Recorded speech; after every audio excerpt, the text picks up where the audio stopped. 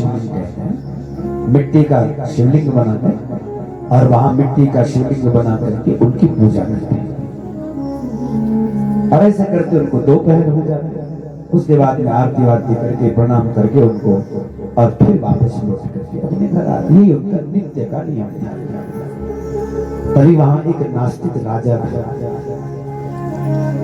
उसने देखा, वो जब टहलने गया तो उसने देखा कि ये तो कोई पंडित जी कोई पूजा करके गया। तो वो नास्तिक था क्योंकि, तो बड़े गुस्से में आकर के उस शिवलिंग पर लात मार करके चला गया।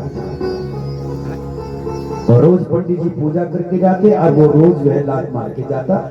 बस उसको सुकून मिलता, कुछ मिलना लेकिन उसको अच्छा लगता।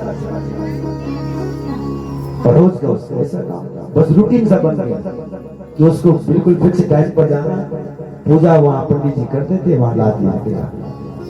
पंडित जी कभी नित्य का नहीं होता, पूजा करते थे, पीछे देख लेते थे क्या हुआ क्या नहीं हुआ। एक दिन गंगा जी में बाढ़ जा रहा। पंडित जी ने बड़ा प्रयास किया पार जाने का, लेकिन कोई उपाय नहीं। बारिश बहुत तेज हो रही थी, पानी कम हो नहीं रहा था। तो विचार किया कि क्या करूं। बोले ऐसा करता हूं, आज बारिश भी बहुत है, पानी भी गंगा जी में बढ़ा हुआ है, इसलिए आज रहने देना। और वो लौट करके वापस आ गए। लेकिन जैसे ही लौट करके वापस आए और इतने में तो राजा का टाइम हुआ। राजा जब वहां पर पहुंचा, बारिश बहुत थी, पानी बहुत तेज था, बाहर जाना बड़ा मुश्किल था। उसने सोचा कैसे जाऊं बाहर। पंडित जी दिखा रखे होंगे वहां पूजा करके आगे होंगे और मुझे तो लात मार। उसका नियम खंडित नहीं होना। वो छटपटाने लगा, बार बार वापस आया, बार बार फिर गया गंगा के किनारे। फिर सोचा नहीं जाना, कुछ भी हो जाए। मारी उसने छलांग। उसने कहा नहीं मैं तो छोड़ूंगा। मारी छलांग गंगा जी में, तैरते बहते जैसे तैसे पार पहुंचा। और जैसे ही जहां पर पंडित जी पूजा करते थे वहां देखा तो वहां कोई पूजा ही नहीं हुई थी और पंडित जी आए नहीं। इतना गुस्सा आया कि बताओ, मैं अपनी जान जोखिम में डाल करके आया और यहाँ पंडित जी नहीं पहुंचे, कोई पूजा ही नहीं हुई। तो गुस्से में उसने उस जहां पर वो शिवलिंग बनाते थे वहीं पर उसी मिट्टी में लात मार करके आगे बढ़ा। और जो लात मार करके आगे बढ़ा उसी समय भगवान शंकर महादेव प्रकट हो गए। वारे जय हो जय हो। अब घबरा गया कि सुनकर ये मामला क्या हो गया। बोले बाप रे, यहाँ तो शिव जी प्रकट हो गए।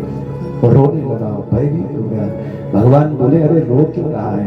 बोले प्रभु मेरे जैसा पापी दुनिया में कोई दूसरा नहीं है और आपने मुझे दर्शन दे दिया। भगवान महादेव बोले इसलिए दर्शन दिया कि तूने अपना नियम नहीं तोड़ा। पंडित जी नियम तोड़ गए लेकिन तूने अपना नियम नहीं तोड़ा, इसलिए मैं तुझ पर प्रसन्न हो गया।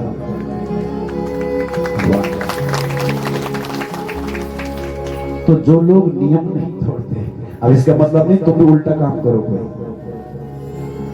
नियम क्यों बढ़िया है।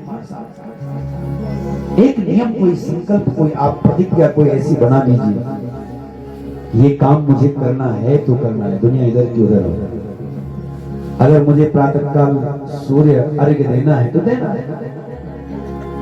एक नियम हमारे जीवन सनातन होना, हम लोग थोड़ा सा नियम बना। सोने से पहले भगवान के नाम का स्मरण करना है 11 बार और तब तक सोना नहीं है।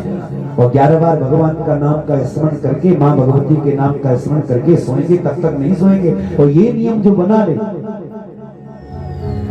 एक तो रात को नींद भी अच्छी आएगी, सपने भी अच्छे आएंगे। अगर सपने देखने की आदत है तो सपने भी अच्छे आएंगे और सकारात्मकता बनी रहेगी। अच्छा पॉजिटिव रहेगा माइंड, एक सकारात्मक, एक पॉजिटिव एनर्जी आप में रहेगी। प्रातःकाल जल्दी उठोगे, तमोगुण तुम में ज्यादा नहीं है। कुछ अच्छा समझ, कुछ अच्छा नियम जीवन में ले लो। सत्यव्रत ने लिया कि मैं सच बोलूंगा, झूठ नहीं बोलूंगा।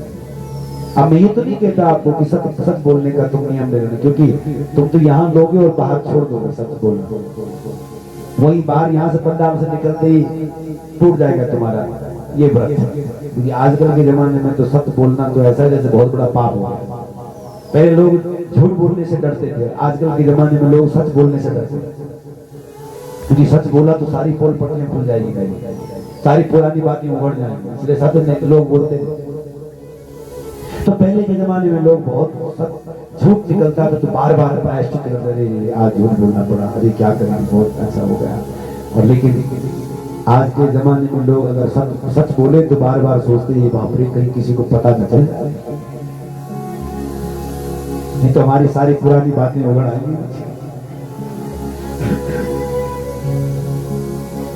तो सत्यव्रत का मां भगवती ने अनुग्रह करके उसको विद्वान बना दिया। सबकी सुन लीजे, भली किसी ने भला किया तो भी सुन लिया, किसी ने बुरा किया तो भी सुन लिया। कर गुजरान गरीबी में, कर गुजरान गरीबी में, मन लागो मोर यारी फकीरी में, मन लागो मोर यारी फकीरी में। तो चाहे छाँव मिले चाहे धूप मिले, पर सत्कर्म करे और चुप रहे। सत्कर्म करके चुप रहे, अच्छा काम करके भूल जाओ कि मैंने कुछ अच्छा किया, और बुरा काम करो उसको हर समय याद रखो। जो अच्छे को याद रखता है और ढिंढोरा पीटता रहता है उस अच्छे का फल कम होता है, और जो लोग बुरे को याद रख करके बुरे को बखानता रहता है, मेरे से एक गलती हुई उस दिन, अरे मैंने ऐसा पाप किया उस दिन, मैंने ऐसा पाप गलत काम किया, ऐसा जो बखान करता रहता है उसके उस पाप का फल घटता घटता घटता एक दिन नष्ट हो जाता है, उसको उसके पाप का फल भोगना नहीं पड़ता।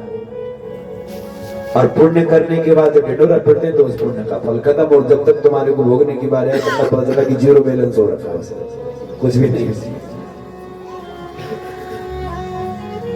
इसलिए अच्छा करो।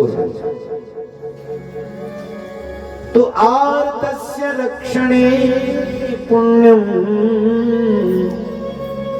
यज्ञाधिकमुदाहृतम,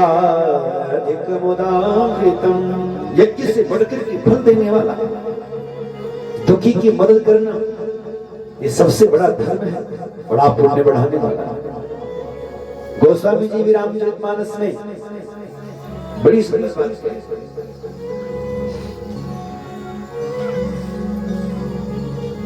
जीव जगत के प्रति दया का भाव रखा, परहित सरेस धर्म नहीं भाई, परहित सरेस धर्म नहीं परहित सरेस धर्म नहीं भाई, परहित